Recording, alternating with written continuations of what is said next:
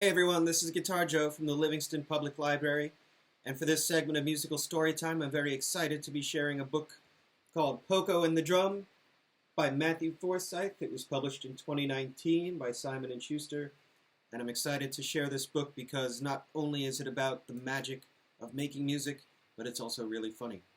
So without further ado, here it is. Pokko and the Drum, written and illustrated by Matthew Forsythe. The biggest mistake Pokko's parents ever made was giving her a drum. They had made mistakes before, like the slingshot and the llama and the balloon. But the drum was the biggest mistake. "We shouldn't have given her that drum," said her father. "What?" said her mother. "The drum is too loud. I can't hear you." The drum was a big mistake," said her father. "That sounds like a wonderful idea," said her mother, who still couldn't hear what he was saying. The next day, her father said, "Pokko, why don't you take your drum outside for a little while? But don't make too much noise. We're just a little frog family that lives in a mushroom, and we don't like drawing attention to ourselves."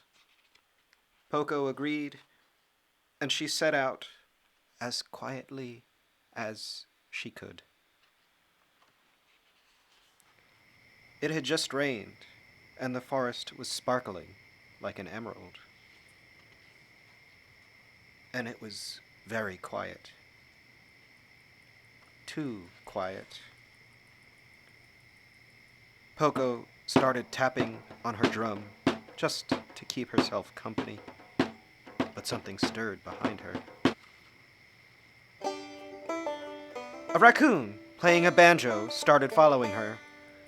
So Pokko hit her drum louder. And then a rabbit playing a trumpet started following them.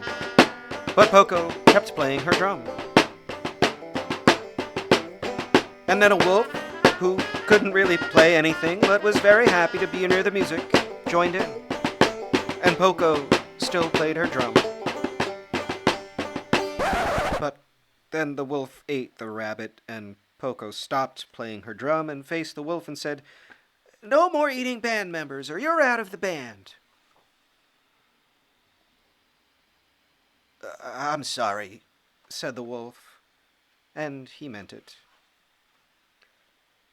And then they all started playing again, and soon there was a crowd of animals playing instruments, and a crowd of animals following them around, enjoying the music.